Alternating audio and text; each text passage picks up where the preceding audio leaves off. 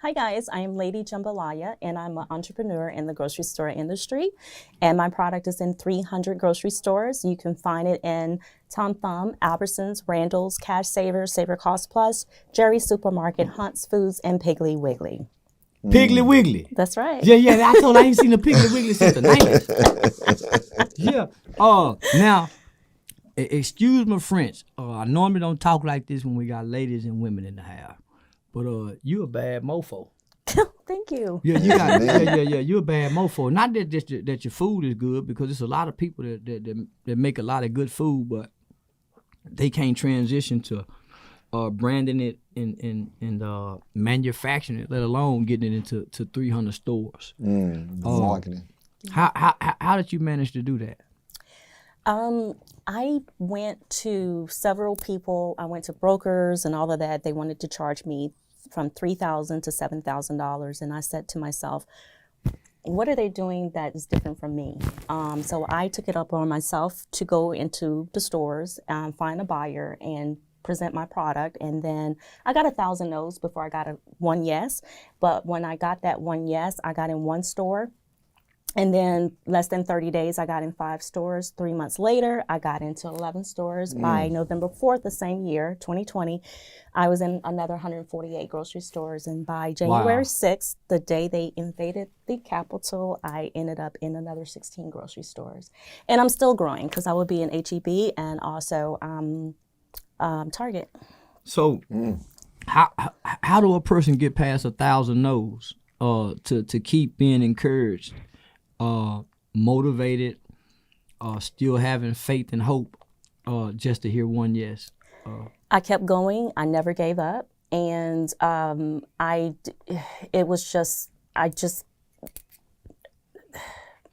motivation and just, well, I'm gonna be honest with you. I ain't gonna lie about it. Yeah. I like money. Already. Let's talk. I like money.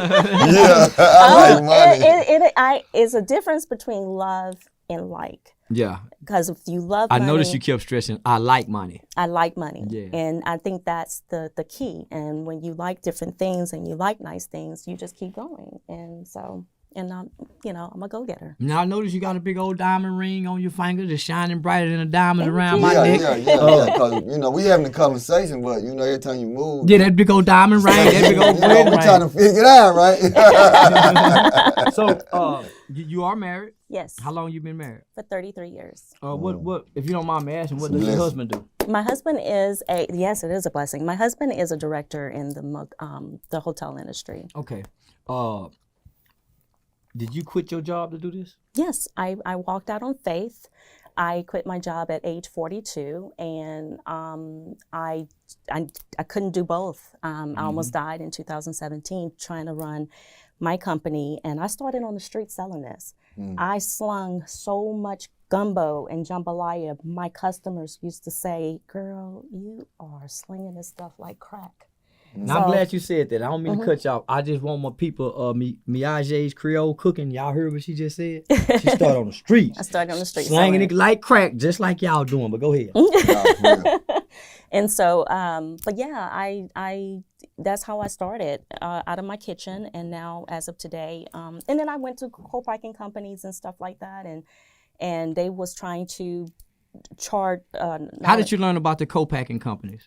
I educated myself. I went, everything I do, I research it and I ask God to guide me. Yeah. And that's the only reason why I'm so far ahead, because I put him first on everything.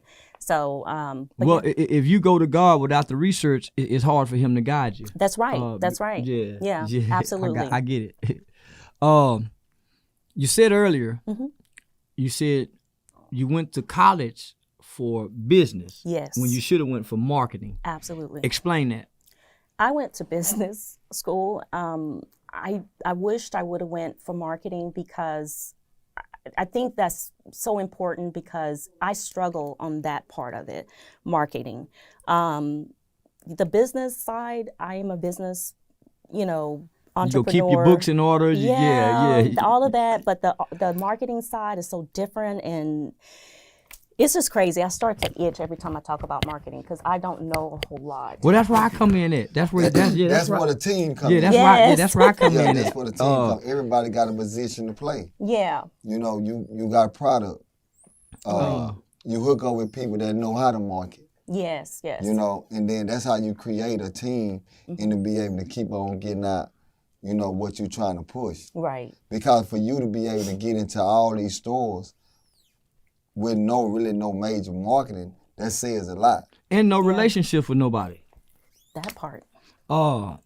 That's what got me fascinated. That's where I'm in awe and I'm saying, wow, this is a wow moment for me. Oh, thank you.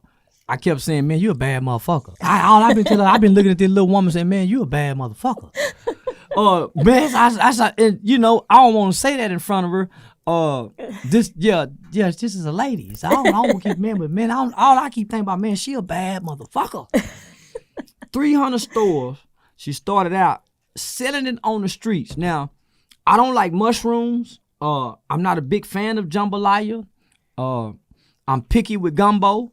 Real picky, so I normally don't eat the meat. I just drank the juice and dip it in crackers. But I've also had some food where the right seasoning, it'll make you eat what you don't like. That's right. The right seasoning, man. For real. And I done been, I was the kid that got whoopings because I wasn't eating that. Yeah. Oh wow. Man, I'm real picky, and so when she sat this food out here on me, first thing I said, man, is it warm? It wasn't hot enough. I'm looking for all the reasons why I ain't tasting this shit. Man, I'm looking for all the reasons. But man, let me tell y'all something. Me and my mom and everybody be surprised I ate this on camera in live, and they go see me smacking or licking my fingers. So what I did was, I would never taste a mushroom. So when I ate this, I dipped it in the sauce over there thinking I'm doing, she said, oh, that's what I do. Boy, when I did that, shit, I got me a new meal. Yeah, I dipped in this 3 or 4 times. Dipped in this 5 or 6 times. Because, man, the flavor in the seasoning, it made the chicken taste different. I can't wait to eat the turkey. I was digging in to try to bite into that sausage to see if that sausage was holding that flavor like that chicken. say, man, so I'm asking her, the packaging, who decided that it goes in here? I did. What package did you have before this? I had the same container, a blank cup. A blank cup. When I was selling it on the streets. And then in the midst of me selling it on the streets, before I got into the grocery store, I had to go and get my labels done, right? So I was afraid because I had to up my price. So I went to $20 selling it. And it sells in the store for $19.99, guys. And before I forget, you could pay with all forms of payment as well, including EBT, guys. A lot of people don't know that. But yeah, those labels cost money, and so yeah. These USDA labels? Because I see they barcoded. Yes. That's oh, right, absolutely. Okay. Yeah. Yes, Now ma'am. this is the story. This is what I want to know.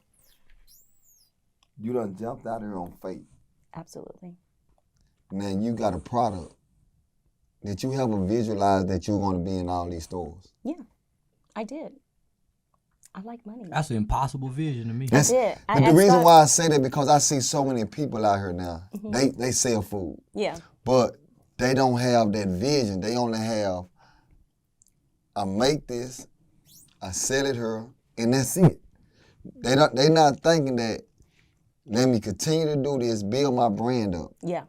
So I can be able to get into the stores. Yep. So I can be able to, I see that in a lot of people nowadays. Yeah. You know what I'm saying? Yeah. So It's like a glass ceiling. Yes. it's like a glass Yeah. ceiling. Yeah. You have to have a vision.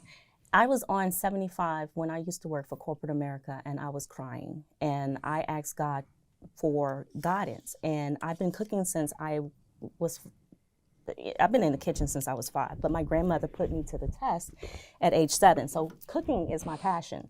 So he kept. Got your man, didn't it? Yeah, I did. Yeah. For 33 years. Less than 6 months. Less than 6 months, and I can't get rid of him. Yeah. But I had a vision, and I had asked God for, Lord, let me do something where, because I hated my job.